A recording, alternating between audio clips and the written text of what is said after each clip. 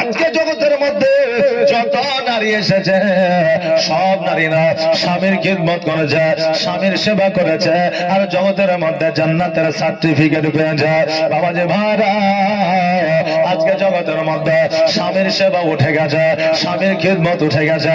আজকে বিবিদের যদি বলা হয়, বিবিরা আজকে আমার একটু খিদমত করা লাগবে, কারণ সারাদিন মাঠে জমিতে কাজকর্ম করেছি, আমার শরীরটা ভালো না। আজকে ওই মা হয়তো বলবে আমিও সংসারে কাজকর্ম করেছি, আমারও শরীরটা ভালো না।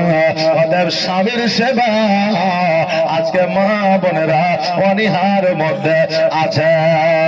রে মা জননীরা, আজকে আপনাদের বলে দিয়ে যায় যেই ফাতেমা জোহরা রাদিয়াল্লাহু তাআলা আনহা, ওনার জীবনী আপনারা শুনতে আছেন।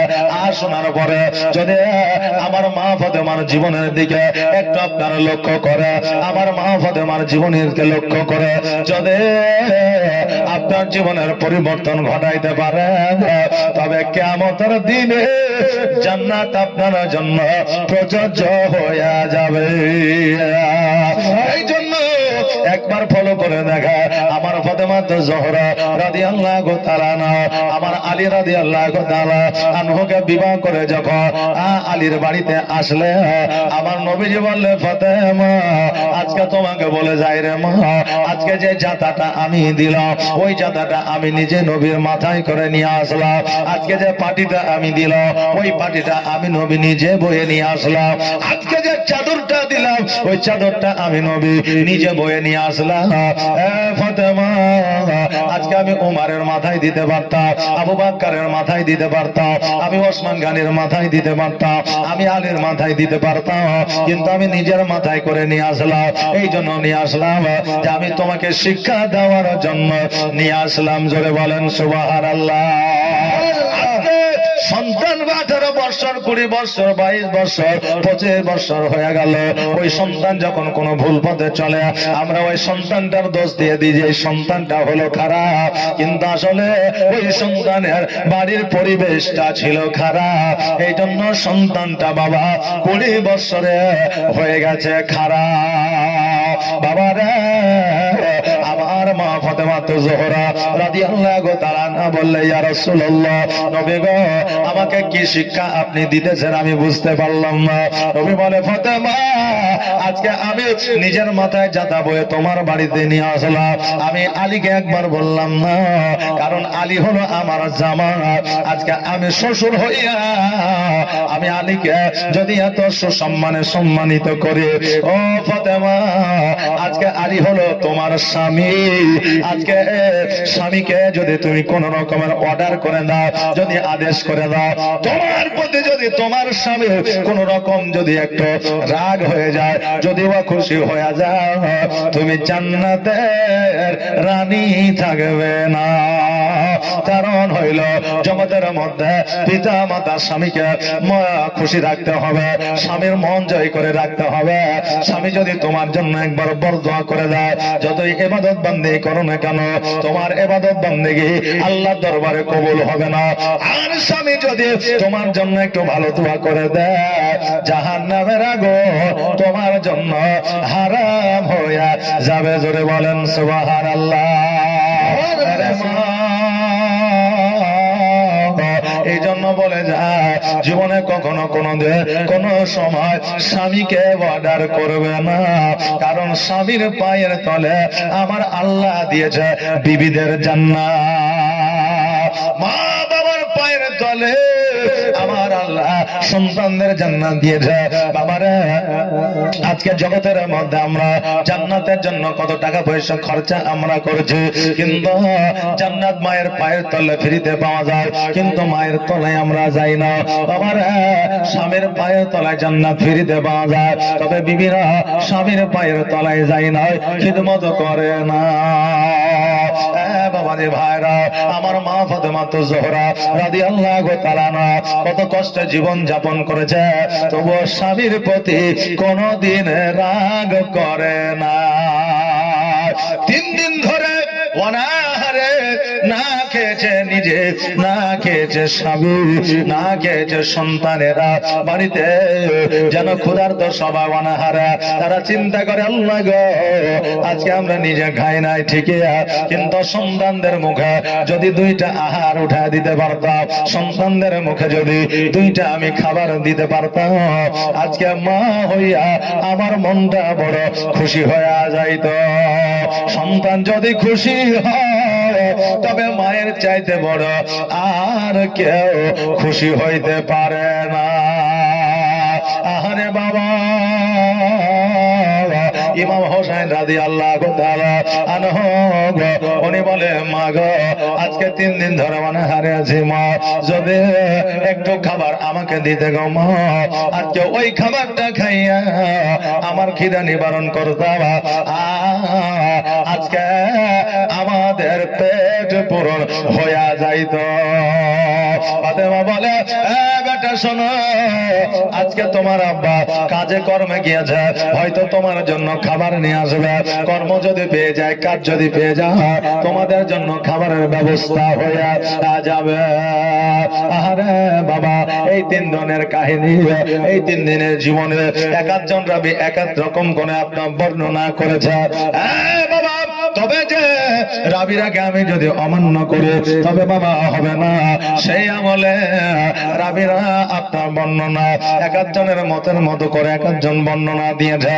এবার হযরত আলী রাদিয়াল্লাহু তাআলা উনি যেন কাজের খোঁজে বন জঙ্গলে চলে গিয়েছে, কিন্তু বাবা কোনো কাজ কর্ম পাই না, কোন আপনার বন জঙ্গলে কাঠও পাই না, যেটা বাজারে গিয়ে বিক্রয় করে সন্তানের জন্য কিছু খাবার নিয়ে আসবে।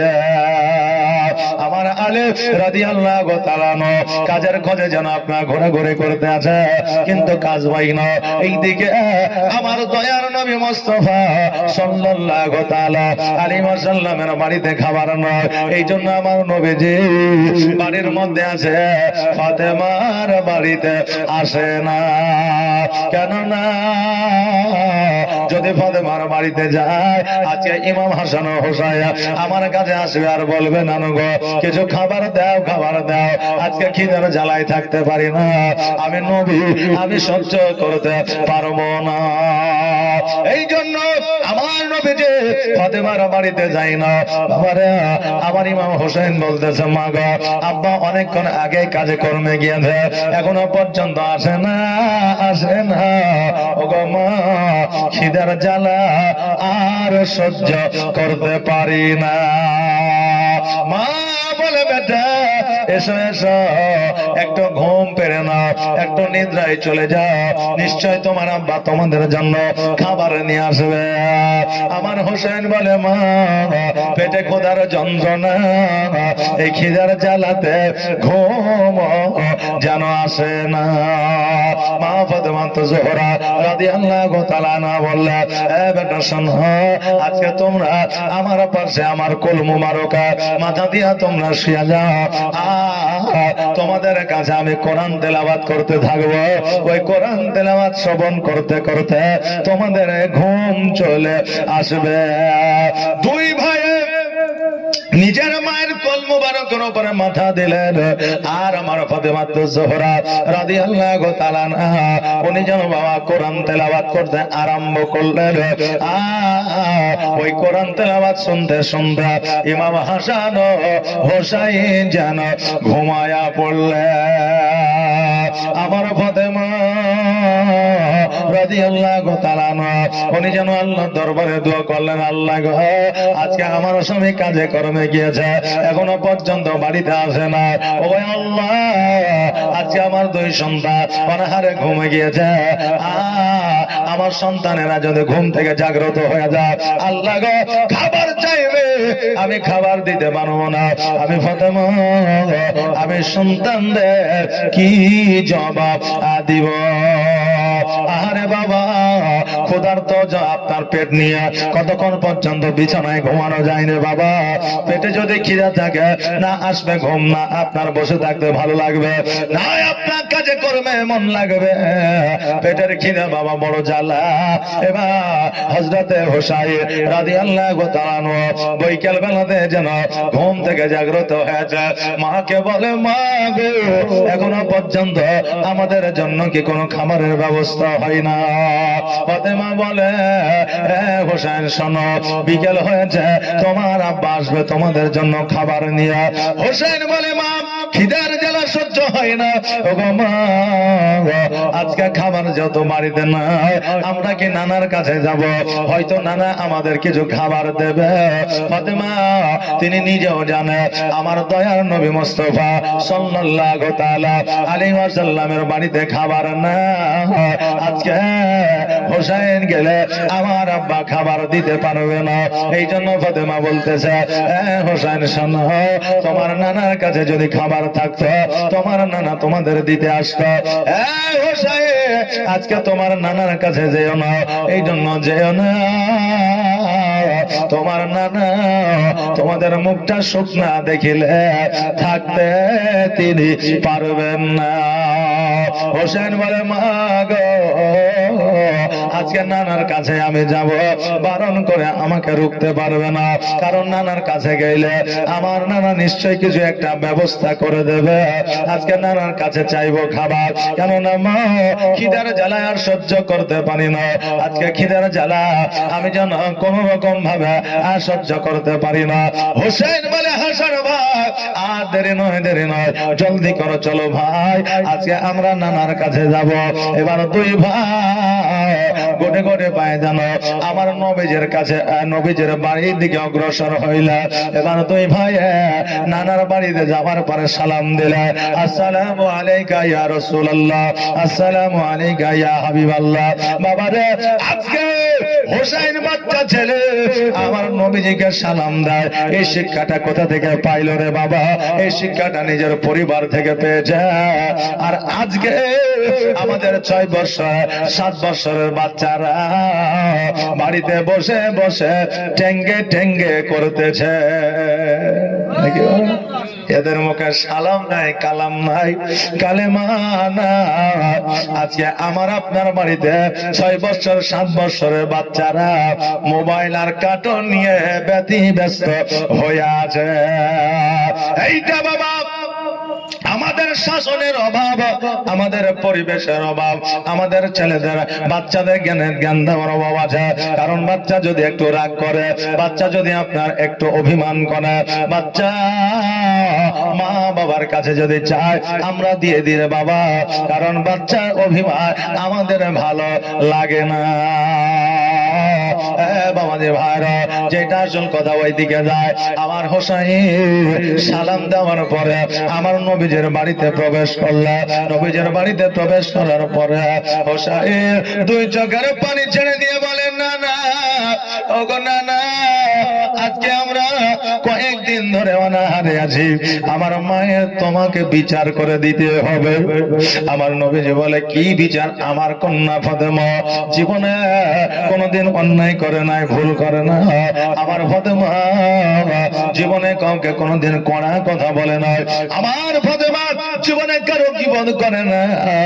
আমার ফাতেমা তো জোহরা রাদিয়াল্লাহু তাআলা আনহা, আমার ফাতেমা জীবনে কোনদিন পরপুরুষের সঙ্গে কথা বলে না, বেপরদায় চলে না। ওই ফাতেমার আবার কি বিচার করা লাগবে? নবীজি যখন এই কথা বললে, হোসেন বলে, না না গো, আজকে কয়েকদিন ধরে আমরা অনাহারে আছে, কিন্তু মা আমাদের খাবার দেয় না। না না, আমাদের খিদার জ্বালা সহ্য হয় না গো নানা।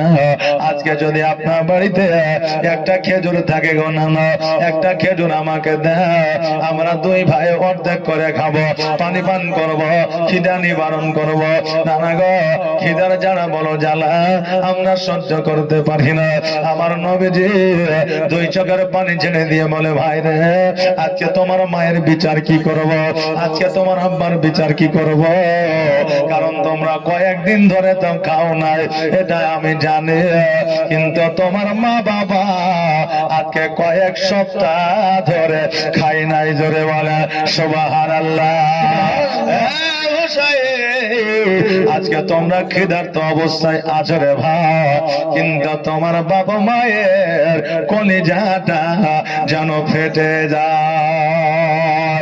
হোসাই, আজকে তুমি একটা খেজুর চাইতেছ, ও হোসাই, একটা খেজুর তো দূরের কথা, অর্ধেক খেজুর আমি দিতে পারবো না, কারণ আমার কাছে কোন রকমের খাবার না। হোসেন বলছে, না না গো, আজকে যতক্ষণ পর্যন্ত তুমি খাবার না দিবা, যতক্ষণ পর্যন্ত খেজুর না দিবা, আমি হোসাই ততক্ষণ পর্যন্ত আমি বাড়িতে যাব না। রে বাবা, হোসেন রাদিয়াল্লাহু তাআলা উনি বাবা একটু জেদি ছিলেন, যে কথাটা বলতেন ওই কথাটাই আপনার ওই কথাটার উপরে ভিত্তি রাখতে, ওই কথাটার উপরে অটল থাকতে। হোসেন বলে, নানু গো, আজকে যতক্ষণ পর্যন্ত খাবার না দিবা ততক্ষণ পর্যন্ত আমি বাড়িতে যাব না। আমার নবীজি বললে, ভাই রে, কেমন করে তোমাকে খাবার দেব? এই দেখো ভাই, আমি জুব্বা মুবারকটা উঠে দিলাম, আমার পেটের দিকে একবার তুমি তাকায়া দেখো। হোসাই আমার নবীজির পেটের দিকে যখন লক্ষ্য করে দেখছে, তখন একটা নয়, দুইটা নয়, পাঁচটা নয়, 7টা পাথর আমার নবীর পেটের মধ্যে বাঁধা আছে। জোরে বলেন সুবহানাল্লাহ। হোসেন বলে, না না গো, আর খাবার দিতে হবে না, আর খেজুর লাগবে না। না না গো, আপনার পেটে যে পাথর বাঁধা আছে, ওই পাথর দেখিয়া আজকে আমাদের খিদা নিবারণ হয়ে গেছে। হযরত জাবির হয়ে হাজির নবীজির কাছে, দেখে নজরে তার উদরে পাথর বাঁধা আছে, দেখে নজরে তার উদরে পাথর বাঁধা আছে। চোখ যাহার হাতে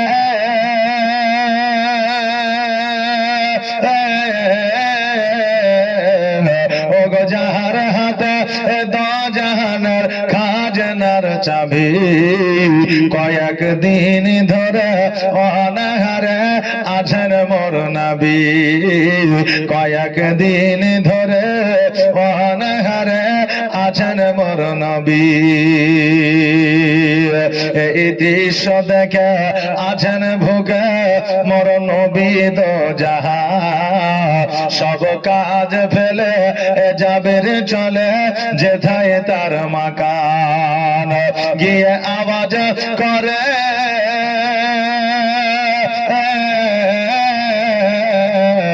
গিয়ে আওয়াজ করে কোন বা ঘরে আছো মোর বিবি, কয়েকদিন ধরে অনাহারে আছেন মোর নবী। ওগো বেরিয়ে এসে বলে হেসে, ওগো মোর স্বামী, যা ঘরে আছে জলদি করে রান্না করি আমি। ওগো নর নবীরে,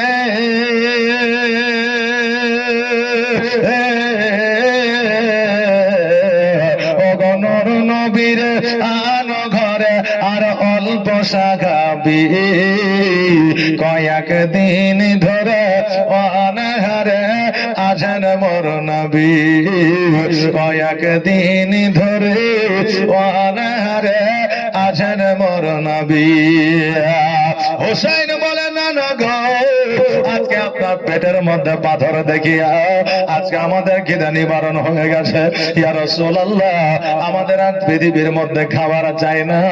সারা জাহানের বাদশা যার পেটের মধ্যে পাথর বাঁধা, আমি হোসাইন আমি কেমন করে খাইতে পারি? আরে বাবা রে ভাইরা, নবীকে ভালোবাসি ভালোবাসি এই কথাটা আমরা মুখে বলি, কিন্তু অনেকের অন্তরে নবীর প্রতি ভালোবাসা দেখা যায় না। বাবা হুসাইন আর হাসান দুই ভাই নানার কাছে থাকিয়া এই কথাবার্তা বলতে বলতে সন্ধ্যা হয়ে গেছে। এবার আমার নবী বলতে চায়, হুসাইন চলো চলো তোমার বাড়িতে তোমাদেরকে রেখে আসি। হুসাইন আমার কাছে খাবার নাই বলে, আমি খাবারের ব্যবস্থা করতে পারি নাই বলে আজকে তোমাদের বাড়িতে যাই না। হুসাইন রে, আজকে আমি নবীজি আজকে তোমাদের যদি এক বেলা না দেখতে পাও, আমি নবীজি যেন থাকতে পারি না। হুসাইন চলো চলো তোমাদের বাড়িতে তোমাকে রেখে আসে। এবার ইমাম হাসান ও হুসাইনকে লইয়া যখন মা ফাতেমার বাড়িতে এসেছে, ফাতেমা রাদিয়াল্লাহু তাআলা আনহা দুই চোখের পানি ছেড়ে দিয়ে আব্বা জানকে বলে, আব্বা গো এখন সন্ধ্যা হয়ে গেল, রাত্রি হয়ে গেল, অন্ধকার হয়ে গেল, তবু এখনো আপনার জামাই আমার স্বামী এখনো পর্যন্ত যেন বাড়িতে আসে না। আরে বাবা, ইমাম হাসান ও হুসাইন রাদিয়াল্লাহু তাআলা আনহুকে যেন বাবা বাড়িতে রাখলা, নবী আমার হযরত আলীকে যেন খোঁজাখুঁজি আরম্ভ করে দিলে, কোথায় গেল কোথায় গেল, রাত্রি হয়ে গেল বাড়িতে কেন আসে না? বাবা যে ভাইরা, নবীজি আমার খুঁজতে খুঁজতে দেখছে যেন আমার হযরত আলী রাদিয়াল্লাহু তাআলা জঙ্গলের মধ্যে ছোট্ট একটা রাস্তার ধারে আপনার বালুর মধ্যে ধুলোর মধ্যে যেন আলী শুয়ে আছে, আর ডুকরে ডুকরে যেন কান্না করেছে। দুই চোখের পানিতে ওই জায়গার বালি ধুলা গেল, যেন ভিজে গেছে। আমার নবীজি আলীকে যেমনই দেখেছে, জলদি করে যাইয়া আলী হাত কানা ধরিয়া আলীকে যেন তুলে বসিয়েছে। আর আমার নবী বলছে, আলী রে আজকে তুমি বিছানায় না শুইয়া বাড়ি না যাইয়া আজকে রাত্রি বেলা এই জঙ্গলের মধ্যে ধুলোবালির উপরে শুয়ে আছো, কারণটা কি? আমার আলী দুই চোখের পানি ছেড়ে দিয়ে বলে, ইয়া রাসূলুল্লাহ, ইয়া হাবিবাল্লাহ, নবী গো আজকে কয়েকদিন ধরে আমি কাজ করতে পারি না, কয়েকদিন ধরে কাজ আমি পাই না, আজকে টাকা উপার্জন করতে পারি না, আজকে সন্তানদের জন্য খাবার নিয়ে যেতে পারি না, কয়েকদিন ধরে আমার সন্তানেরা অনাহারে আছে, আজকে আমার সন্তানেরা বাড়িতে আমার দিকে তাকায় আছে, আমার আব্বা আসবে গো খাবার লইয়া, আমরা ওই খাবারটা খাইয়া আমাদের খিদা নিবারণ করব। আজকে পথ চেয়ে আমার বিবি বসে আছে, আজকে পথ চেয়ে আমার দুই সন্তান বসে আছে। নবী গো আজকেও কাজের সন্ধান পায় না, কাজ তো পায় না, খাবারের ব্যবস্থাও করতে পারি না, আজকে খালি হাতে যদি বাড়িতে যাই আমার সন্তানেরা আমার দিকে তাকাবে, আমার বিবি আমার দিকে তাকাবে, আমি আলী সহ্য করতে পারবো না, আমার সন্তানের মুখের দিকে আমি তাকাইতে পারবো না গো নবী, এই জন্য কাজ পাই না, আজকে আমি কাজের ব্যবস্থা করতে পারি না, আজকে খাবারের ব্যবস্থা করতে পারি না, এই জন্য বাড়িতে আমি যেতে পারি না। নবী আমার বলে, আলী রে আজকে খাবার না খাইয়া আমার বেটি ফাতেমা যতটা কষ্টে ছিল, আজকে খাবার না খাইয়া আমার দৈনন্দিন ইমাম হাসান ও হুসাইন যতটা কষ্টে ছিল, তুমি বাড়িতে না গিয়েছো তার জন্য হাজার গুণ বেশি কষ্টে আছে। জোরে বলে সুবহানাল্লাহ। আলী শোনো, আর দেরি করিও না, জলদি করে চলো বাড়িতে। তোমার বিবি অঝার নয়নে কান্না করে, তোমার দুই সন্তান অঝার নয়নে কান্না করে, আর দেরি করিও না, দেরি করিও না। এবার আলী রাদিয়াল্লাহু তাআলা আনহু উনি যেন বাবা দন্না ঈমান হইলা আমার নবীজি আলীর হাত কানাকে ধরে নিয়ে যেন বাড়ির দিকে চলতে আরম্ভ করলে। এবার বাড়িতে যেমনই বাবা পৌঁছেছে, দুই সন্তান ছুটতে ছুটতে আসিয়া আব্বা জান বলিয়া দুই সন্তান আলীর দুই পাকে যেন ধরেছে আর বলতেছে, আব্বা গো আপনি কোথায় ছিলেন, কোথায় ছিল, আজকে কেন এত দেরি হয়ে গেল, আপনি কোনো বিপদের মধ্যে পড়েছিলেন? বাবা খাবারের কথা বললে ভুলে গেছে, খাবারের কথা আর মনে না। এখন বাপকে জিজ্ঞাসা করে, আব্বা গো আপনি কি অবস্থায় ছিলেন, বাড়ি আসতে কেন দেরি হইল? বাবারে আজকে খাবারের কথা তিনানা ভুলে গেছে। ফাতেমা বলে, স্বামী গো আপনি বাড়িতে না আসার কারণে আজকে আমরা অতি চিন্তায় চিন্তিত হয়ে আছি। আলী বলতেছে, বিবি রে আমি খাবারের ব্যবস্থা করতে পারি না, আমি কেমন করে আমি না খাবার লইয়া বাড়িতে আসবো, আমার সন্তানদের মুখের দিকে আমি কেমন করে তাকাবো, আমার সন্তানেরা যখন বলবে আব্বা খাবার কি আমি নাই, আমি কেমন করে জবাব দেব, খাবারের ব্যবস্থা করতে পারি না। আজকে যে সন্তানেরা পিতা মাতারকে কষ্ট দেয়, আজকে যে সন্তানেরা পিতা মাতাকে আপনার গালি গালাজ করে, আজকে যে সন্তানেরা পিতা মাতার খিদমত করে না, আজকে ওই সন্তানদের উদ্দেশ্যে বলে, একটা সময় ছিল তোমাকে না খাওয়ায়া তোমার বাপ মা খায় না, সব চাইতে ভালো খাবারটা তোমাকে খাইয়েছে তোমার বাপ মা খায় না, সব চাইতে উন্নত মানের খাবারটা তোমাকে খাইয়েছে তোমার বাপ মা খায় না। আজকে ওই বাপ মায়ের দেখাশোনা তুমি করো না, আজকে 4 বার 10 বার হজ করলে পারে কিয়ামতের দিন তোমার হজ কবুল হবে না। আমার ফাতেমা বলে, স্বামী গো আজকে খাবারের ব্যবস্থা না হয়েছে তো কি হয়েছে, আজকে আপনি কাজ পাননি তো কি হয়েছে, আজকে আপনি বাড়ি এসেছে আপনাকে আমরা দেখে নিয়েছি, আমাদের খিদা অটোমেটিক যেন নিবারণ হয়ে গেছে। জোরে বলেন সুবহানাল্লাহ। স্বামী আপনি কাজে কর্মে যাবেন, আর যাওয়ার পরে কাজ পাবেন আর না পাবেন, তবু আপনি জলদি করে বাড়িতে আসবেন। আজকে খাবারটা আমাদের জন্য বড় নয়, আজকে খাবারের চাইতেও বড় হলেন আপনি। জোরে বলেন সুবহানাল্লাহ। বাবাজি ভাইরা, গত 3 বছর আগে 2020 সালে 21 সালে আমাদের এই ভারতবর্ষে বাবা এসেছিল করোনা, আসে নাই বাবা? করোনা এসেছিল, আমাদের দেশের অনেক যুবকেরা বাবা বিদেশে ছিল, এটা ছিল না? ছিল। আমরা বাড়ি থেকে টাকা অ্যাকাউন্টে পাঠিয়েছি সন্তানদের বাড়িতে নিয়ে আসার জন্য, পাঠাইনি বাবা, কারণ টাকার চাইতে সন্তানের মূল্য বেশি, টাকার চাইতে স্বামীর মূল্য বেশি, টাকার চাইতে বাপের মূল্য বেশি। এই জন্য ধার করে হোক বাবা, দেনা করে হোক, জমি বিক্রি করে হোক, সোনা আপনার বিক্রি করে হোক, স্বামীকে সন্তানকে বাড়িতে নিয়ে এসেছি। কিন্তু আমরা একবারও বলি না কাজে গিয়েছে করোনা ভাইরাস হোক না কেন, আর যতই বিপদ আসুক না কেন, কাজে যেহেতু গিয়েছ টাকা লিয়া তারপরে বাড়িতে আসবে, বলেছি কি আমরা? বলি না বাবারে।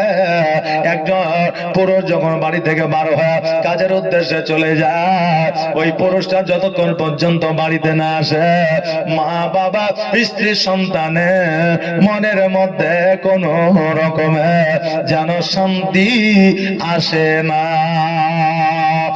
বাবাজি ভাইরা, আজকে আপনাদের বলে দিয়ে যায়, আমার মা ফাতেমা জোহরা রাদিয়াল্লাহু তাআলা আনহা উনি বললেন, স্বামী গো আপনি কাজ পাবেন আর না পাবেন কোনো অসুবিধা নাই, কিন্তু আপনি বাড়িতে চলে আসবেন। আপনি বাড়িতে না আসলে স্বামী গো আমি বড় কষ্ট পাই। আমার দয়ার নবীজি আল্লাহর দরবারে হাত দুখানা তুলে বললেন, আল্লাহ গো, আজকে আমার ফাতেমার বাড়িতে এত অভাব অনটন, আজকে আমার জান্নাতের দুই সর্দার ইমাম হাসান ও হোসেন অনাহারে গো আল্লাহ, আজকে যদি জান্নাত হইতে কিছু খাবার পাঠিয়ে দিতে আমি নবী খুশি হইয়া যাইতাম। আল্লাহ বলে, জিবরিল আর দেরি নয়, দেরি নয়, জলদি করে জমিনে চলে যা, জান্নাত হইতে খাবার নিয়ে আমার মা ফাতেমার বাড়িতে পৌঁছে দে। আমার মা ফাতেমার বাড়িতে ওই জান্নাতি খাবার তারা খাইবে।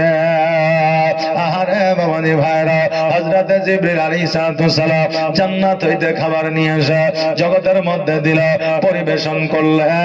আর হযরত ইমাম হাসান ও হোসেন, এইদিকে আমার মা ফাতেমা জোহরা, এইদিকে আলী রাদিয়াল্লাহু তাআলা আনহু, এইদিকে আমার নবী মুস্তাফা, সকলে একত্রিত হইয়া জান্নাতি খাবার খাইলেন। জোরে বলে সুবহানাল্লাহ।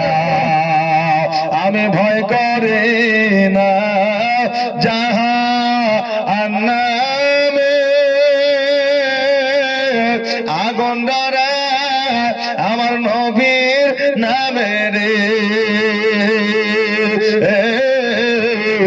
আগুন হবে ফুল খোদার নূরে তৈরি গয়ামা মোহাম্মদ রাসূল। আর কলেমা পড়তে গমরা করব না রে ভুল। আর জান্নাতের হুর পরি আমায় নেবে বরণ করি রে, গলা পরাবে ফুল খোদার নূরে তৈরি গয়ামা মোহাম্মদ রাসূল। তার কলেমা পড়তে গমরা করব না রে ভুল। বাবা, আজকে নবী মুস্তাফা সাল্লাল্লাহু তাআলা আলাইহি ওয়াসাল্লাম আল্লাহর দরবারে দোয়া করে ফাতেমার বাড়িতে খাবারের ব্যবস্থা করলেন। বাবা, ফাতেমার বাড়িতে কেন?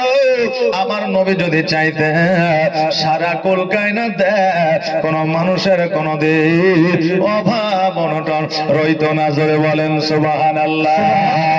আরে বাবা, আমার নবী মুস্তাফা মদিনার জন্য দোয়া করেছিলেন, মদিনায় যেন রোগবালা না হয়, মদিনায় যেন মানুষ খাবারের অভাবে না মারা যায়, মদিনায় যেন কোন মানুষের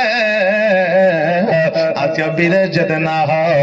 এখনো পর্যন্ত ওই মদিনাতে এমন রোগ বাবা হয় না যে রোগে মানুষ আক্রান্ত হইয়া পৃথিবীর মধ্যে বাবা নিজের জীবনের চাইতে মরণই ভালো, এইরকম চিন্তা ভাবনা কারো আসে না। বাবা, মদিনার মধ্যে কারো বাড়িতে অভাব নাই, মদিনার মধ্যে আমার নবী যে দোয়া করে দিয়েছিলেন এখনো পর্যন্ত জারি আছে, কিয়ামত পর্যন্ত থাকবে। জোরে বলেন সুবহানাল্লাহ। ওই নবীজি যদি একবার দোয়া করে দিতে ফাতেমার বাড়িতে কিয়ামত পর্যন্ত অভাব অনটন থাকতো না। কিন্তু বাবা, তিনাদের উদ্দেশ্য টাকা পয়সার দিকে ছিল না, তিনাদের উদ্দেশ্য জমি জায়গা বাড়ি গাড়ির দিকে ছিল না, তিনাদের একটা উদ্দেশ্য ছিল ইসলামের প্রচার প্রসার করা। জোরে বলা যাবে না সুবহানাল্লাহ। আরে বাবাজি ভাইরা, এবার আমার দয়ার নবী মুস্তাফা সাল্লাল্লাহু তাআলা আলাইহি ওয়াসাল্লাম বাড়িতে আসলেন। এবার বাড়িতে আসার পরে সকালবেলা আমার নবীজি ফাতেমার বাড়িতে যেন বাবা পৌঁছে গেছে। আমার ফাতেমা বলতেছে, ইয়া রাসূলুল্লাহ, ইয়া হাবিবাল্লাহ, নবী গো আজকে আমার বাড়িতে এত সকাল সকাল এসেছ নবী গো, আজকে আমার বাড়িতে তো কোনো খাবার নয় যেটা দিয়ে আপনার আপ্যায়ন করব, যেটা দিয়ে আপনার সম্মান করব। এখন আপনার আমার বাড়িতে যদি কোনো মেহমান আসে প্রাথমিক ভাবে নইলে এক কাপ লাল চাও আমরা বানিয়ে দিই না, দিই না? সম্মানের খাতিরে আজকে আমার নবীজি বলতেছে ফাতেমা আজকে তোমার বাড়িতে আমি মেহমান হিসেবে আসি না, আজকে তোমার বাড়িতে আজকে আমি খাবার জন্য আসি না। ফাতেমা আজকে তোমার বাড়িতে আমি বসবার জন্য আসি না। আরে ফাতেমা আমি একটা পায়গাম পাইলাম, একটা চিঠি পাইলাম, একটা খবর আমি পাইলাম যে ফাতেমা তোমার আগে একজন মহিলা জান্নাতে যাবে। আমার ফাতেমা তো জোহরা রাদিয়াল্লাহু তাআলা না, উনি যেন বাবা অঝর নয়নে কান্না করতে লাগলেন, ইয়া রাসূলুল্লাহ ইয়া হাবিবাল্লাহ নবী গো, আমি কি তবে জান্নাতের রানী জান্নাতের সর্দারিনী থেকে বাতিল হয়েছে? আমার নবীজি বললেন না না, তুমি জান্নাতের রানী সর্দারিনী আছো, তবে শোনো গো তোমার আগে একজন মহিলা জান্নাতে যাবে, তুমি আগে জান্নাতে যাইতে পারবে না। ফাতেমা বলতেছে ইয়া রাসূলুল্লাহ জীবনে আমি স্বামীর খিদমত করলাম, জীবনে আল্লাহর ইবাদত বান্দি করলাম, জীবনে আমি দান খায়রাত করলাম, নিজে না খাইয়া ফকির মিসকিনকে দিয়ে দিলাম। ও আল্লাহ তুমি আমার আগে কোন মহিলা জান্নাতি হবে আমি একবার তার চেহারা দেখতে চাই। আমার দয়ার নবী মুস্তাফা সাল্লাল্লাহু তাআলা আলাইহি ওয়াসাল্লাম বলে, হে ফাতেমা শোনো রে, আজকে তোমাকে আমি বলে দিয়ে যাই, আজকে আমাদের মক্কার মধ্যে আজকে শোনো, আজকে আরবের মধ্যে মদিনার মধ্যে একটা সব চাইতে বড় জঙ্গল আছে, ওই জঙ্গলের মধ্যে একজন কাঠুরিয়া বসবাস করে, ওই কাঠুরিয়ার বিবি তোমার আগে জান্নাতে প্রবেশ করবে। আমার মা ফাতেমা জোহরা রাদিয়াল্লাহু তাআলা এই খবরটা পেয়ে গেলেন বাবা। সকালবেলা আমার ফাতেমা টুকটুক করে গুটি গুটি পায়ে জঙ্গলের দিকে যেন চলতে আরম্ভ করলে, এবার বাড়ির কাছে যখন পৌঁছালে একটা ঘর দেখতে পাইলাম। আমার ফাতেমা চিন্তা করলেন এই ঘরটাই হবে। এবার বাবা একবার নয় দুইবার নয় বাড়ির বাইরে থেকে সালাম দিল, আসসালামু আলাইকা ইয়া আহলাল বাইত। বাবারা বাড়িতে কারো যদি যান বাইরে থেকে সালাম দিবা আসসালামু আলাইকা ইয়া আহলাল বাইত। কিন্তু আমরা জনসাধারণ আমরা অপর বাড়িতে যখন যাই দরওয়াজা খোলা থাকে ডাইরেক্ট বাড়িতে চলে যায়। এমন মানুষ আছে যারা গলা খাগারিও পর্যন্ত দেয় না। শরীয়ত ইসলাম এমন একটা শিক্ষা দেয়, এই শিক্ষাটা আমার নবী মুস্তাফা যে শিক্ষাটা দিয়ে যায় ওই শিক্ষাটা যদি আমরা পেয়ে যাই আমাদের জীবনটা ধন্য হয়ে যাবে। আরে বাবা আমার ফাতেমা সালাম দেয় কিন্তু দরওয়াজা খোলে না। বেরাদার এবার ওই মহিলা যখন মেয়েদের আওয়াজ পেয়েছে এবার মহিলা গুটি গুটি পায়ে এসে বলতেছে কে? বললো আমি ফাতেমা। বলে কোন ফাতেমা? বলে আমি জান্নাতের রানী ফাতেমা। বলে এই নবী মুস্তাফার মেয়ে? বলে হ্যাঁ। বললো আজকে তো দেখা হবে না, আগামী কালকে আসেন। আজকে হবে না, আগামী কালকে আসেন। এখন ফাতেমা চিন্তা করে আমি হলাম জান্নাতের রানী, নবী মুস্তাফার বেটি, হযরতে আলীর বিবি, ইমাম হাসান হোসেনের আম্মা, অতএব আমাকে বলে নাকি আজকে নয় আগামী কালকে আসে। কথা বুঝতে পারলেন না? এখন কোন এমএলএ মন্ত্রী যদি এসে আপনার বাড়িতে ডাক দেয়, কই গো রাজ্জাক বাড়িতে আছো? এখন ও বলে হ্যাঁ আছি। তো কে? বলে আমি মুর্শিদাবাদের মন্ত্রী। বলে এখন লাই পরে এসো। আচ্ছা ওই মন্ত্রী কি বলে, বাপ রে এত বিরাট পাওয়ার রে, যে একটা মন্ত্রীকে বলছে যে কাল এসো। হ্যাঁ আমাদের কাছে ডেট নিতে হয়, আর আমাকে বলছে কাল আসো, বলবে কি বলবে না? আমার ফাতেমা বলতেছে আল্লাহ গো, আজকে আমার আগে জান্নাতে যাবে বলে এর মধ্যে এত আত্ম অহংকার তৈরি হয়ে গেছে। আমি নবীর বেটি ফাতেমা, তবু আমার সঙ্গে সাক্ষাৎ করে না, আগামী কালকে নাকি সাক্ষাৎ করবে। আল্লাহু আলাম, তুমি ভালো জানো। এবার বাড়িতে চলে আসলে, বাড়িতে আসার পরে এবার রাত্রিটা যেন পার করলে, কিন্তু আমার ফাতেমার মধ্যে একটা নেশাই আছে। আমার আগে যে জান্নাতে যাবে তাকে দেখতে হবে, তার সঙ্গে কথা বলতে হবে। এবার আমার ফাতেমা রাদিয়াল্লাহু তাআলা আনহা যখন সকালবেলা বাড়ি থেকে পার হয়ে গেছে, এবার আমার হোসাইন, আমার মা ফাতেমাকে বলছে, মা কোথায় যাবা? বলে আমি একটু বাইরে যাব। হোসেন বলল আমিও যাব। আগে বললাম হোসেন একটু জেদি ছিলেন, যেটা বলতেন সেইটার উপরে অটুট থাকতেন, যাবো বললে নিয়ে যেতেই হবে। আজকে আমাদের বাড়িতে এইরকম হয়তো একটা না একখানা আছে না নাই, পোতা পুতিন লাতি নাতিন, যেটা বলবে শুনতে হয়। বাবারে, আমার হোসেন বলছে মা কোথায় যাবা? বলে আমি একটু বাইরে যাব। বলে আমিও যাব। বলে ঠিক আছে চলো। এবার হোসেনকে নিয়ে গেল, নিয়ে যাওয়ার পরে ওই কাঠোরার বাড়িতে গিয়ে সালাম দিল, আসসালামু আলাইকা ইয়া আহলাল বাইত। এবার মহিলাটি বেরিয়ে আসলো, বলে কে? বলে আমি হলাম ফাতেমা। বলে আপনার সঙ্গে কে আছে? বলে একটা বাচ্চা আছে, নাম কি? বলে হোসাইন। বলে আজকে দেখা হবে না, আগামী কালকে এসো। বলছে আজকেও হবে না, আগামী কালকে এসো। এখন ফাতেমা বলতে আল্লাহ, এ কেমন খেলা, আজকেও দেখা করবে না। কিন্তু আল্লাহ গো, আমি যতক্ষণ পর্যন্ত তাকে না দেখব, আমি অতক্ষণ পর্যন্ত তাকে ছাড়ব না। এবার নিজের বাড়িতে আসলে, আসার পরে এবার বাবা রাত্রিটা অতিবাহিত হয়ে গেল। পরের দিন আবার আমার ফাতেমা ওই কাঠনার বাড়িতে গেল, যাওয়ার পরে আবার সালাম দিল, আসসালামু আলাইকা ইয়া আহলাল বাইত। এবার বলল ফাতেমা তুমি এসেছো নাকি? বলে হ্যাঁ। এবার চট করে দরওয়াজাটা খুলে দিল। আর দরওয়াজাটা খুলে দেওয়ার পরে আমার ফাতেমার হাতখানা ধরে ওই কাঠুরার বিবি যেন একটা চুমা দিয়া দিল। ফাতেমা বলে মহিলা, আজকে আমাকে তুমি 2 দিন ঘুরিয়েছ, আর আজকে তুমি আমার হাতে চুম্বন করছো, কারণটা বুঝলাম না। এবার বলে ও আমাদের জান্নাতের সরদারিনী ফাতেমা, আজকে আমাকে দেখার আকাঙ্ক্ষা যেমন তোমার মধ্যে আছে, আমিও একজন মহিলা, আমারও আকাঙ্ক্ষা দিলের মধ্যে আছে, আমি তোমাকে একবার দেখব। ফাতেমা বলে শোনো, যদি আমাকে দেখার মতো যদি আকাঙ্ক্ষা তোমার মধ্যে থাকলো, তবে পরশুদিন কেন দরওয়াজা খুললে না? আগামী কালকে কেন দরওয়াজা খুললে না?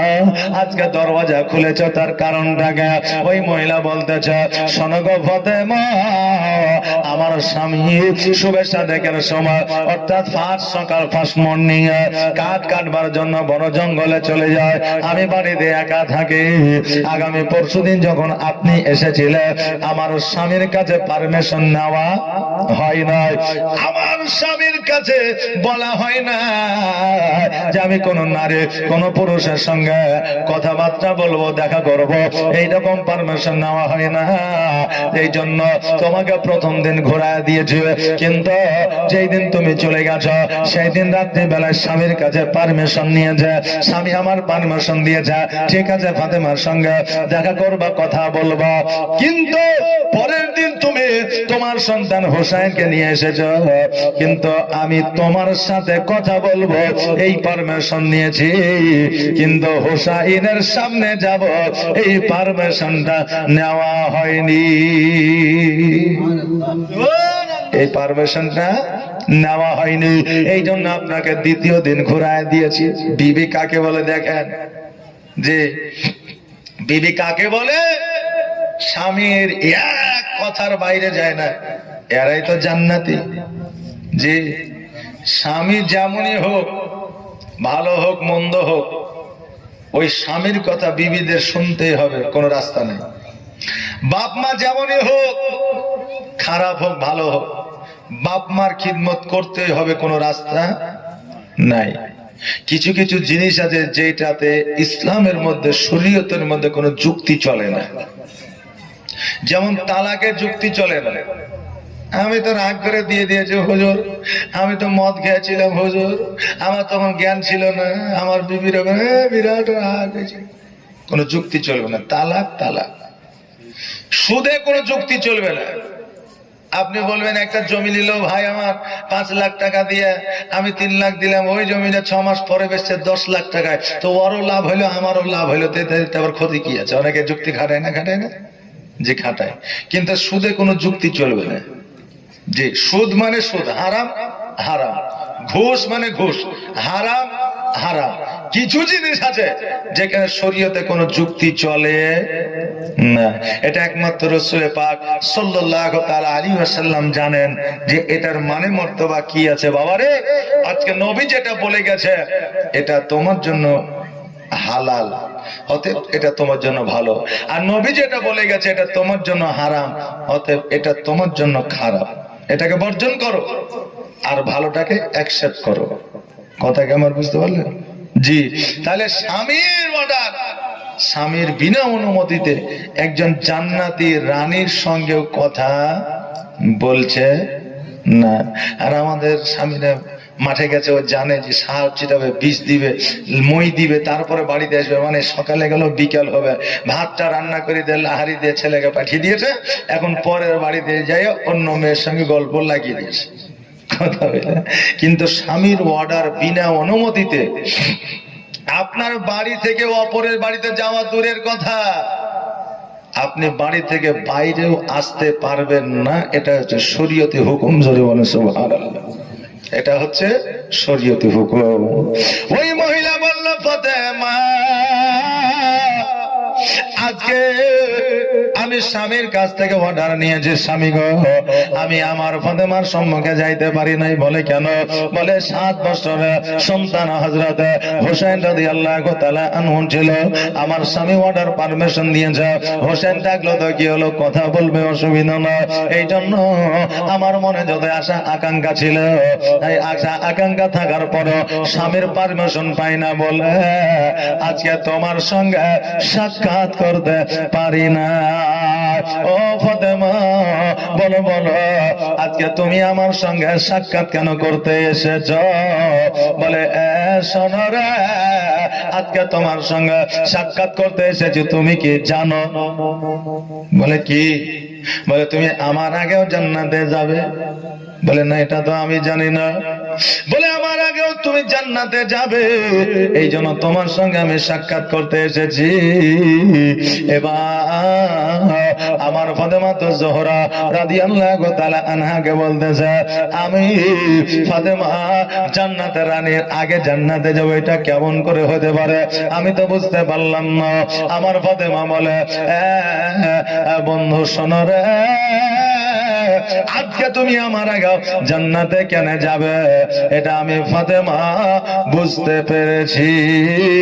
কারণ স্বামীর কথার অবাধ্য হও না বলে আমার সঙ্গে সাথী তোমাকে আমার আল্লাহ বানিয়ে দিয়েছে।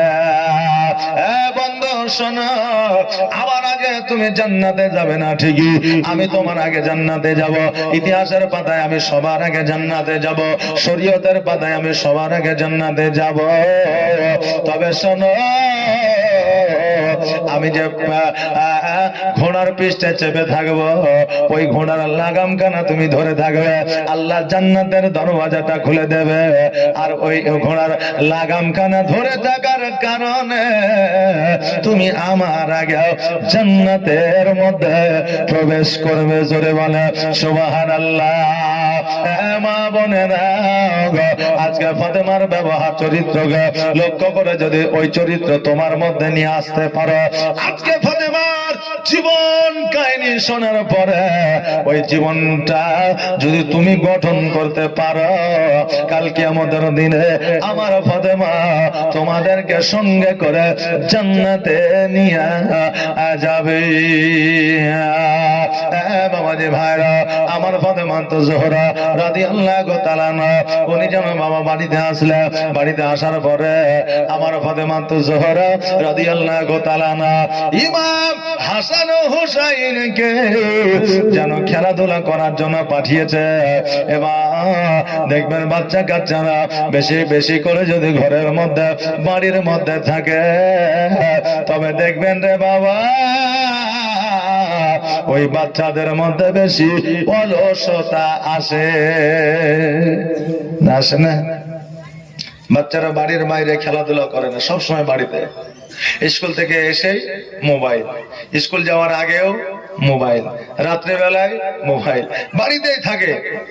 5-7 বছর বা 10 বছর পরে ওই বাচ্চাটাকে যখন বলে বাড়ির বাইরে যা খেলে গা, ওই বাচ্চা যাবে না, যাবে না। এই জন্য বাড়িতে বেশি থাকলে বাচ্চা অলস হয়ে যায়, অলসতা তার মধ্যে এসে যায়। এই জন্য ফাতেমা বললেন বাবা একটু বাইরে থেকে,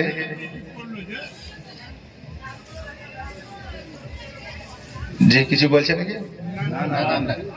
আচ্ছা, তো একটু বাইরে থেকে খেলাধুলা করে আসো। তো তিনাদের খেলাধুলা ছিল আলাদা, আর আমাদের বর্তমানে খেলাধুলা হয়েছে আলাদা, নাকি বলেন? আগে খেলাধুলা করেছে, মানুষের জীবন পরিবর্তন হয়েছে খেলাধুলার মাধ্যম দিয়ে।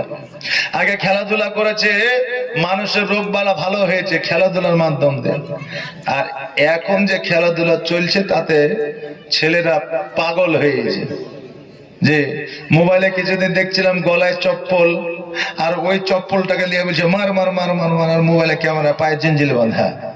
মানে কি ও মোবাইলে এত গেম খেলেছে যে ও পাগলা হয়ে যায়।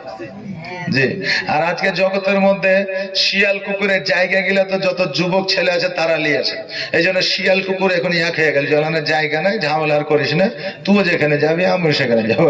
এই জন্য এই পাশে শিয়াল আর ওই পাশে কুকুর শুয়ে আছে, দেখবেন ওদের হাও মাও কিছু নাই। জি, হয়েছে না? হয়েছে না? নাই। কারণ আজকে রাত্রিবেলায় কুয়াশার দিনে যে সাঁকুর তলে শিয়াল কুকুর শুয়ে থাকতো, ওই সাঁকুর তলে এখন বসে বসে ছেলেরা পাবজি ফ্রি ফায়ার খেলছে। যে গাছের তলাতে শিয়াল কুকুর শুয়ে থাকতো, সেই গাছের তলাতে এখন যুবকেরা বসে বসে ফ্রি ফায়ার পাবজি খেলছে। তো এখন বর্তমানে যে খেলা তারা খেলছে তাদের জীবনটা বরবাদ হয়েছে, আর আগের খেলায় তারা জীবন গড়েছে। জোরে বলে সুবহানাল্লাহ। তাহলে আগের খেলা আর বর্তমানে খেলার মধ্যে অনেক পার্থক্য আছে। আমার ইমাম হাসান হোসেন দুই ভাই যেন খেলাধুলা করতে আছে, এমন অবস্থা একজন ঘোড়া নিয়ে আমার ইমাম হাসান হোসেনের সামনে দিয়ে যেন চলে যায়। ঘোড়া নিয়ে যখন চলে যায়, বাবারে এবার ইমাম হোসেন দাঁড়িয়ে আছে, ঘোড়াটার দিকে তাকাচ্ছে। হাসানকে বলছে ভাই এটা কি? কেন এটা ঘোড়া? তো যে কি হয় বলে চাপলে পারে মজা পাওয়া যায়, কারণ হাঁটতে হয় না, বয়ে নিয়ে যায়। এবার হোসেন বলছে ভাই আমি এই ঘোড়ার পৃষ্ঠে চাপতে চাই। হাসান বলতেছে ভাই গো আজকে এই ঘোড়ার মধ্যে তোমাকে কি করে চাপাবো, কারণ আমাদের একবেলা খাবারের পয়সা নয়, একবেলা আমরা খাইতে পাই না, আমাদের বাড়িতে অভাব অনটন আছে। ওগো ভাই গো আমি তোমাকে কেমন করে ঘোড়াতে চাপাবো, কারণ ঘোড়া কেনার মতো আমাদের ক্ষমতা নয়, ঘোড়া কেনার মতো আমার নানার ক্ষমতা না, আমি কেমন করে তোমাকে ঘোড়ার পৃষ্ঠে চাপাবো। দুই চোখের পানি ছেড়ে দিয়ে বলে ভাই গো আমাকে যতক্ষণ পর্যন্ত ঘোড়ার পৃষ্ঠে না চাপাবা ততক্ষণ পর্যন্ত আমার কান্না বন্ধ হবে না। হোসেন যেন হাজারো নয়নে কান্না শুরু করে দিল। এবার এত কান্না শুরু করলো, ধুলোবালির মধ্যে গড়ে গড়ে দিয়ে কান্দে আর বলে আমাকে ঘোড়াতে চাপাও, আমাকে ঘোড়াতে চাপাও, আমি ঘোড়ায় চাপতে চাই। এবার হোসেনের কান্না দেখে আমার হাসানও যেন কান্না করতে আরম্ভ করে দেয়। ওই পথে আমার নবী মুস্তাফা নামাজ পড়ার জন্য যেন চলে আসছে।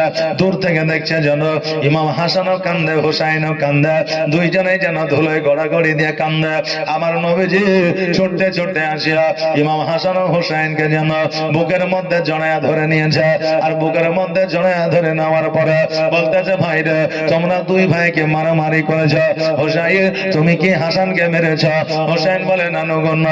হাসানকে বলতেছে, হাসান তুমি কি হুসাইনকে মেরেছ? বলে না। বলে হ্যাঁ। তবে তোমরা কান্না করছো কেন? নিশ্চয় মারামারি করেছ। আমার হাসান বলে, না না গো, আমি আমার ছোট ভাই হুসাইনকে এত ভালোবাসে, আজকে এই ভাইকে মারা তো দূরের কথা, আমি কোন রকমের আঘাত দিয়ে কথা বলতে পারি না। বাবা, একটু লক্ষ্য করে অতীতে চলে যা, বাল্যকালে চলে যান, ছোটবেলায় চলে যা। ইমাম হাসান ও হুসাইনের মতো আমরা একে অপর ভাইয়ে মহব্বত করেছি না, করি নাই? আব্বা দুইটা মিষ্টি এনে দিয়েছে, একটা ভাইকে দিয়েছে, নিজে খেয়েছি। যদি আমার আব্বা বা কেউ বলেছে তুই একাই খেলে, তো বলেছি না ভাইকে দিয়ে খাবো, না বলি নাই? বলেছি।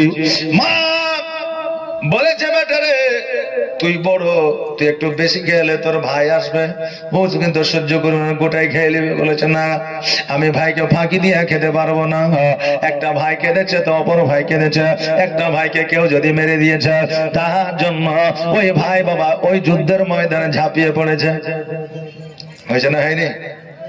কিন্তু ওই ভাইয়ের প্রতি যে মহব্বত ছোট্ট বেলায় ছিল, এখন কি আছে? আছে? এক হাত জমির জন্য তোরাই বলছিস না, যারা বুঝে তারা বলছে না, তোরাই বুঝিস না। এটা ঠিকই বলেছে, না এটা মানে নিতে হবে, কিছু করার নাই। যারা বুঝে তারাই হু হা মারছে না, এরাই মারছে, কমসে কম মান সম্মান না তো রাখছে নাকি? বলে যাই হোক বাবা যে ভাইরা, জাযাকাল্লাহ। তো বললেন ওই সুযোগটা সুবিধাটা এখন আর নাই। বাচ্চা গেলে আমরাও ভাইকে ভালোবেসেছি, কিন্তু এখন ভাইয়ের সাথে ওই সম্পর্ক ৯৯টা পরিবারের নাই। আচ্ছা, সেই দিনটাকে যদি স্মরণ করেন, একটা ভাইয়ের কথা বলবো না, দুই ভাইয়েরই কথা, চার ভাইয়েরই কথা বলছি, ওই দিনটা যদি স্মরণ করেন, তাহলে এ দিনেও ওই ভাইদের মধ্যে কোন রকম হানাহানি, মারামারি, ওয়ামিল থাকবে না। কিন্তু আমরা অতীতকে ভুলে গিয়ে সামনের দিকে শুধু আমিত্বের লড়াই লড়তে আছি, যে আমার 2 বিঘা বেশি হোক, আমার 1 কাঠা বেশি হোক, আমার 4 লাখ টাকা বেশি হোক, অ্যাকাউন্টে আমার 5 লাখ টাকা জমা হোক। এই আমিত্বের লড়াই আমরা লড়ছি, এই জন্য আমাদের ভাই বোনে মিল মহব্বত থাকছে না। হ্যাঁ বাবা, হাসান বলতেছে, না না গো, আমি আমার ভাইকে মারা তো দূরের কথা, একটা আঘাত দিয়ে কথা বলতে পারি না, কারণ আমার ভাইকে আমি এত ভালোবাসি। তবে হাসান, তোমরা দুই ভাই বালির মধ্যে ধুলোর মধ্যে গড়াগড়ি দিয়ে কান্না করো কেন? আমার হাসান বলে, না না গো, আজকে আমাদের ক্ষমতার বাইরে যেটা হোসেন সেটা চাইতেছে। বলে কি? বলে আমার ভাই হোসেন ঘোড়ার পৃষ্ঠে চাপতে চায়। না না গো, আমরা কেমন করে আমার হোসেন ভাইকে ঘোড়ার মধ্যে চাপাইতে পারবো? কারণ আমাদের তো ঘোড়া নয়, কারণ আমরা গরিব মানুষ, আমাদের একবেলা খাবার জোটে না। আজকে কেমন করে হোসেনকে ঘোড়ার পৃষ্ঠে চাপাবো? নবী আমার মিচকে হাসি দিয়ে বলতেছে, হাসান তুমি কি জানো না, জানো না আমাদের বাড়িতে তোমাদের জন্য একটা ঘোড়া আছে? হোসেন বলল, না না, আমাদের বাড়িতে যদি আমাদের জন্য একটা ঘোড়া থাকে তো কই কোনোদিন তো আমাদেরকে বলেন নাই, আমাদেরকে কেন বলেন নাই?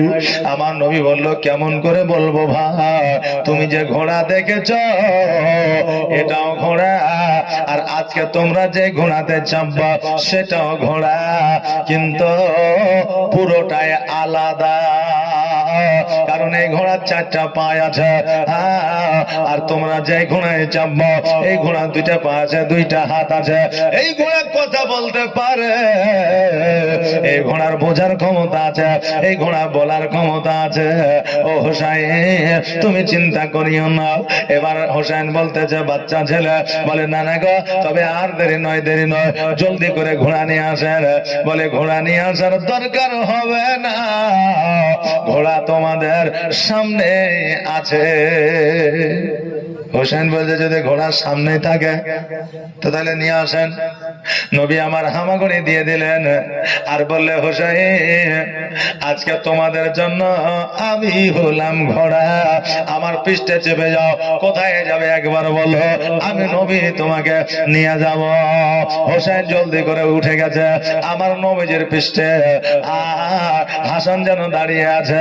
আমার নবী বলতেছে, হাসান রে, তুমি কেন দাঁড়িয়ে আছো? জলদি করে আমার পৃষ্ঠে উঠে যাও। হাসান যেন একটু ইতস্তত বোধ মনে করেছে, আহারে নানার ঘাড়ে কি করে উঠবো। আমার নবীজি বলে, হাসান, আজকে চিন্তার কিছু নাই রে ভাই, আজকে যে সুযোগটা তুমি পেয়েছ, আগামীতে এই সুযোগ আর পাইবা না। হাসান সঙ্গে সঙ্গে আমার নবীজি পিঠ মুবারকে উঠে গেল, এবং আমার নবীজি যেন চলতে আরম্ভ করল। হোসেন বলছে, না না গো, ঘোড়া তো পাইলাম, কিন্তু ঘোড়ার লাগাম দেখা যায় না। নবী আমার বলে, এ হাসান শোনো, তোমার চাইতে আমার ভাই হোসেন বড় বুদ্ধিমান, কারণ তুমিও ঘোড়ার পৃষ্ঠে চেপেছ, আজকে হোসেনও চেপেছে, কিন্তু ঘোড়ার লাগাম সম্পর্কে হোসেনের জ্ঞান আছে, তোমার মধ্যে যেটা না। নবী আমার বলে, হোসেন, আজকে তোমার লাগামের দরকার নাই রে ভাই, আমার পেছন দিকে যে চুল মুবারক গুলো আছে ওই চুল মুবারক গুলো ধরে না, কারণ আমার নবীজের চুল ছিল বাবরি চুল, আমার নবীজের চুলগুলো চতুর্দিকে বড় বড় চুল ছিল। এবার আমার হোসেনকে বলে, হোসেন, আমার চুলগুলো তুমি ধরে নাও, ওটাই তোমার জন্য লাগাম হইয়া যাবে। আরে বাবা, আমার নবীজি পিঠের মধ্যে ইমাম হাসান হোসেনকে উঠা নিয়ে যেন বাবা গোল গোল করে ঘোরাইতে আছে। সাহাবীরা যখন আমার নবীজিকে তাকায়া দেখছে যেন নবীর পৃষ্ঠে ইমাম হাসান ও হোসেন, আজকে সারা জাহানের বাদশার পিঠে ইমাম হাসান ও হোসেন। সাহাবীরা গোটে গোটে পায়ে যেন সবাই এসে গোল করে ঘেরেছে, আর দেখছে নবী আমার যেন মিচকি হাসতে আছে। সাহাবীরা দেখতেছে নবী যত খুশি, আমাদের আর কিছু বলার না। নবীর প্রেমে পাগল হইলে, নবীর প্রেমে পাগল হইলে আমার আল্লাহ তাআলা খুশি। নবীর দরুদ পড় দিবা নিশি, নবীর দরুদ পড় দিবা নিশি। নবীর প্রেমে পাগল হইলে, নবীর প্রেমে পাগল হইলে আমার আল্লাহ তাআলা খুশি। নবীর দরুদ পড় দিবা নিশি, নবীর দরুদ পড় দিবা নিশি। ওকে নবীর প্রেমে পাগল হইলে আমার আল্লাহ তাআলার দিদার মিলে গো। ওকে নবীর প্রেমে পাগল হইলে আমার আল্লাহ তাআলার দিদার মিলে গো। থাকো যদি যদ বাহালে, থাকো যদি যদ বাহালে হইয়া প্রেম দাসী। নবীর দরুদ পড় দিবা নিশি, নবীর প্রেমে পাগল হইলে, নবীর প্রেমে পাগল হইলে আমার আল্লাহ তাআলা খুশি নবীর দরদ পড় দিবানিশি নবীর দরদ পড় দিবানিশি আল্লাহুম্মা সাল্লি আলা সাইয়্যিদিনা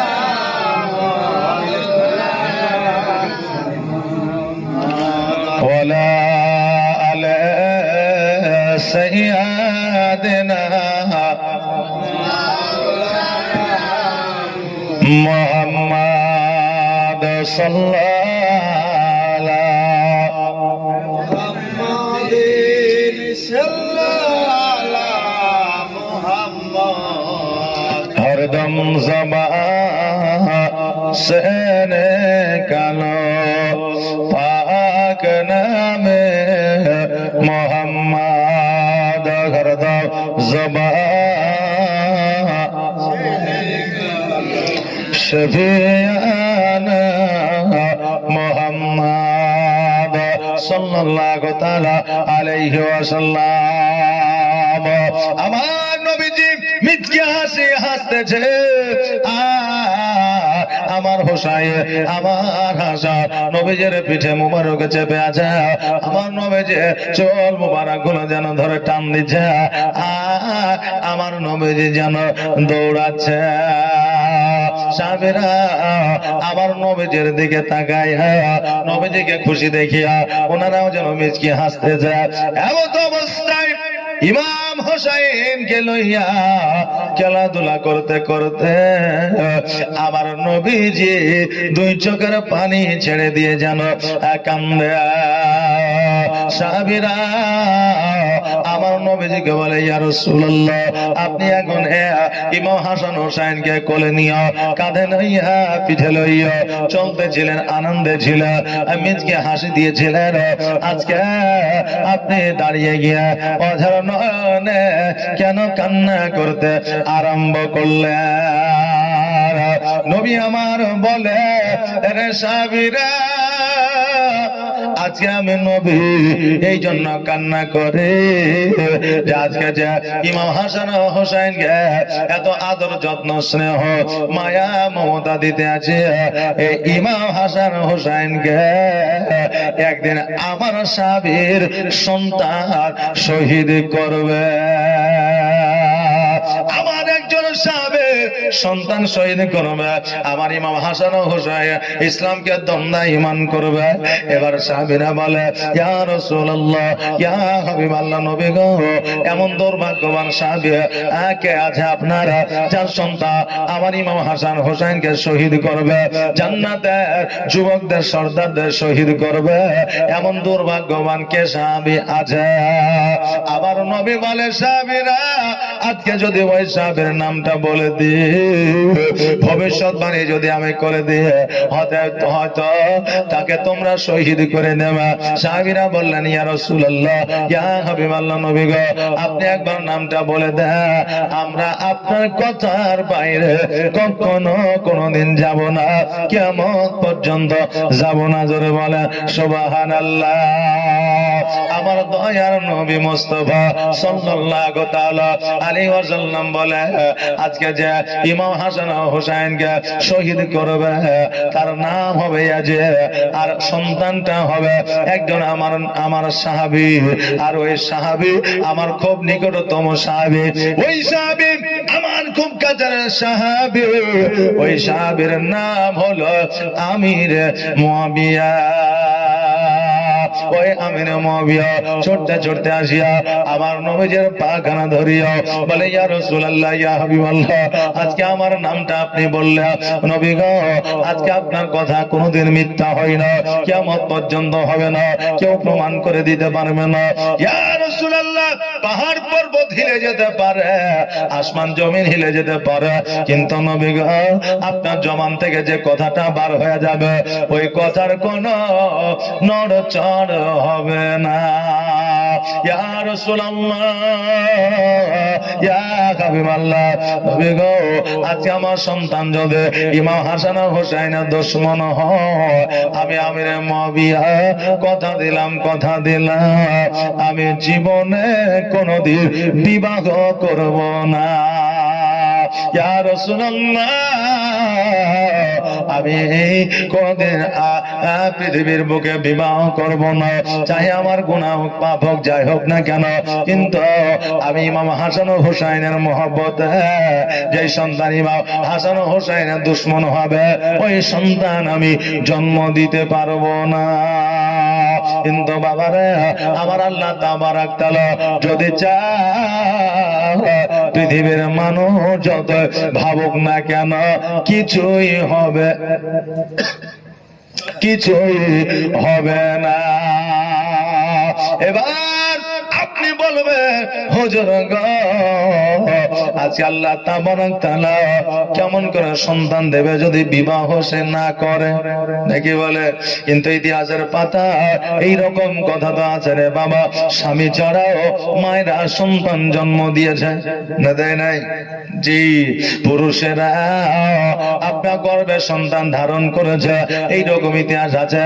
তবে কোন পৃথিবীর মানুষকে দিয়েছেন না, আমার আল্লাহ তাবারাক তাআলা দিয়েছে। জোরে বলেন সুবহানাল্লাহ। ওই আমিরে মুয়াবিয়া বলে, ইয়া রাসূলুল্লাহ, ইয়া হাবিবাল্লাহ, নবী গো, আমি কথা দিলাম আমি বিবাহ করব না। আমার দয়ার নবী মুস্তাফা বলে, আমিরে মুয়াবিয়া শোনো না, আমার আল্লাহর মহিমা বোঝা বড় দায়। আল্লাহ কখন কোন জায়গাকে কিভাবে সাজাবে এটা একমাত্র আমার আল্লাহ ছাড়া কেউ বলতে পারে না। এই বলে সবাই যেন সবার নিজেদের বাড়ির দিকে গেল। আমিরে মুয়াবিয়া যেন বাড়িতে গেল। একদিন, 2 দিন, 4 দিন, 5 দিন অতিবাহিত হতে লাগলো।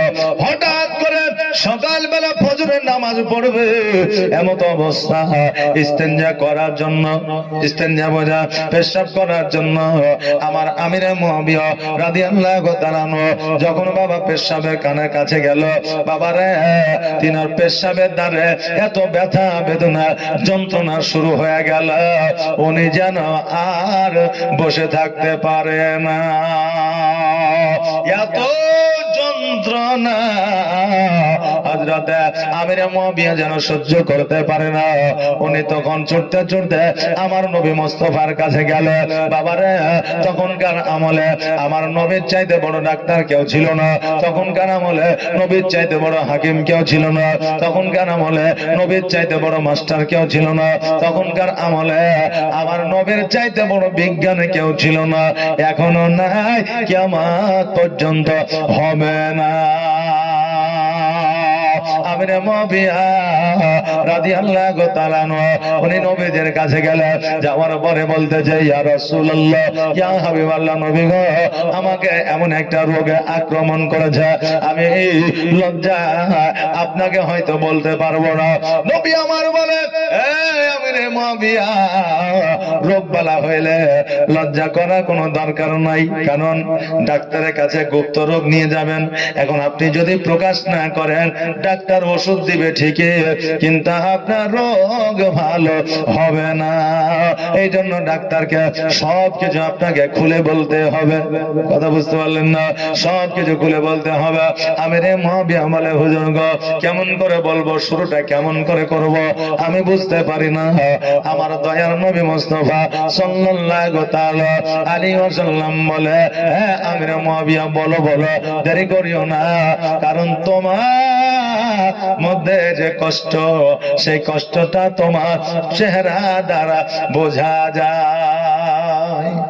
দেখবেন কেউ ওজুটকে পড়ে গেলে, বাইক থেকে পড়ে গেলে, যদি তার শরীরে কোনো ব্যথা থাকে, পেটে যদি যন্ত্রণা হয়, মাথায় যদি ব্যথা হয়, তার চেহারার দিকে তাকালে বোঝা যায় যে এ কতটা যন্ত্রণায় আছে, অনুভব করা যায়, নাকি বলে? তার চেহারাটা কুৎসিত হয়ে যাবে, কালো হয়ে যাবে, চোখ মুখগুলো আপনার ছোট হয়ে যাবে, কথা ঠিক মতো বেরোবে না, নাকি বলেন? তখনই বোঝা যায় যে না, একটা বড় কষ্টের মধ্যে আছে, একটা যন্ত্রণার মধ্যে আছে। আমরা বুঝতে পারবো, অনুভব করতে, যদিও তার ব্যথাটা আমরা নিতে পারবো না, শেয়ার করতেও পারবে না, কিন্তু অনুভব করতে পারবো যে হয়তো এই ব্যথার মধ্যে সে আছে। আমার নবী বলে, আমিরে মুআবিয়া বলো বলো, আজকে তুমি বলে দাও কি অসুবিধা বলো। আমিরে মুআবিয়া বলে, ইয়া রাসূলুল্লাহ, ইয়া হাবিবাল্লাহ, নবী গো, আজকে আমি সকালবেলা যখন প্রস্রাব করতে গেলাম, আমার প্রস্রাবের দ্বারা এত ব্যথা যন্ত্রণা, আমার ব্যথা বেদনা যন্ত্রণা যেন ভালো হয় না। আমার নবী মুস্তাফা সাল্লাল্লাহু আলাইহি ওয়াসাল্লাম বলে, আমিরে মুআবিয়া তুমি একটু বসো, আমি ঘরের মধ্যে থেকে ওষুধটা নিয়ে আসি, দাওয়াটা নিয়ে আসি। তখন গ্রামলে প্যারাসিটামল, ক্যালপল, ওমেসডি এইরকম কোন ওষুধ ছিল না। তখন গ্রামলে নবী আমার কোরআনের আয়াত দিতে আর কিছু গাছগাছরা দিতে, তাতে রোগ ভালো হয়ে যাইত। অনেক সাহাবী বর্ণনা করেছে, যেমন আবু বকর সিদ্দিক, তিনি বলে দিয়েছে আজকে ওষুধ তো দূরের কথা, গাছগাছরা তো দূরের কথা, আজকে আমার রোগ বালা হলে কিছুই লাগতো না, আমার নবীকে একবার দেখে নিলে রোগ বালা অটোমেটিক ভালো হইয়া যাইত। আমার নবীর চেহারা যদি এত পাওয়ার হইতে পারে, আমার নবীর পাওয়ার কত ছিল। বাবাজি ভাইরা, এবার আমার নবী যখন ওষুধ নেওয়ার জন্য ঘরের মধ্যে গেলে, তখন আমার আল্লাহ তাবারাক তাআলা জিবরিল আমিনকে বলে, জিবরিল শোনো, জলদি করে যাও, আমার হাবিবকে জানাইয়া দাও আমিরে মুআবিয়াকে যেন কোনো ওষুধ না দেয়, কারণ আমার নবী যদি দাওয়া দিয়ে দেয় তার রোগ ভালো হতেই হবে, হতেই হবে। কিন্তু আমার হাবিবকে তুমি জানাইয়া দাও যে আমিরে মুআবিয়াকে যেন কোনো ওষুধ না দেয়, তার একমাত্র ওষুধ হলো বিবাহ। বিবাহ করিলে তার রোগ ভালো হইয়া যাবে। জগতের মধ্যে অনেক পুরুষ আছে রে বাবা, যদি যত সময় বিবাহ না হয়, আজকে ওই পুরুষ যেন বাবা অনেক সময় আপনার কি বলে ধ্বজভঙ্গ হয়ে যায়, অনেক সময় ওই পুরুষ দুর্বল হয়ে যায়, অনেক সময় ওই পুরুষের আর ক্ষমতা থাকে না। এমন সময় পুরুষে আছে রে বাবা রোগ মালা যুক্ত হয়ে যায়, গুপ্ত রোগে। আবার সময় মতো যদি বিবাহ হয়ে যায়, ওই যুবকের রোগ, গুপ্ত রোগ অটোমেটিক ভালো হয়ে যায়। বাবারে, বিবাহটা করা হলো একটা নারী এবং পুরুষের জন্য মস্ত বড় একটা ওষুধ। জোরে বলেন সুবহানাল্লাহ। বাবারে ভাইরা, আজকে ওই আমিরে মুআবিয়াকে এসে বলল, আমিরে মুআবিয়া, আজকে তোমার জন্য দাওয়া নাই, ওষুধ নয়, এই ওষুধে তোমার কাজ হবে না। আজকে তুমি বিবাহ করে না, তুমি বিবাহ করিলে তোমার রোগ ভালো হয়ে যাবে। আমিরে মুআবিয়া চিন্তা করে, আল্লাহ গো, আমার যতই কষ্ট হোক না কেন আমি বিবাহ করব না। এবার বাড়িতে চলে আসলে একদিন, 2 দিন, 5 দিন, 7 দিন পার হয়ে গেল, অতিবাহিত হয়ে গেল, তবুও যেন তার যন্ত্রণা বন্ধ হয় না। যত দিন যায় তত যেন বেড়ে যায়, ওই যন্ত্রণা যেন আর সহ্য করতে পারে না। এমন রোগ আছে রে বাবা, বেঁচে থাকার চাইতে ওই মানুষটা আল্লাহর কাছে দোয়া করে, আল্লাহ তুমি আমার মওত দিয়ে দাও। এরকম রোগ আছে না নাই? জি বাবা, বেঁচে থাকতে চায় না। ওই রকম আমিরে মুআবিয়া এমন একটা আল্লাহ রোগ দিয়েছে, না মারা যাচ্ছে, না পৃথিবীর মধ্যে শান্তিতে থাকছে। কথা বুঝতে পারলেন না? আমিরে মুআবিয়া রাদিয়াল্লাহু তাআলা নবীজির কাছে গেলে, আর যাওয়ার পরে বলে, ইয়া রাসূলুল্লাহ, আমি যদি বিবাহ না করি আমার রোগ বালা কি ভালো হবে না?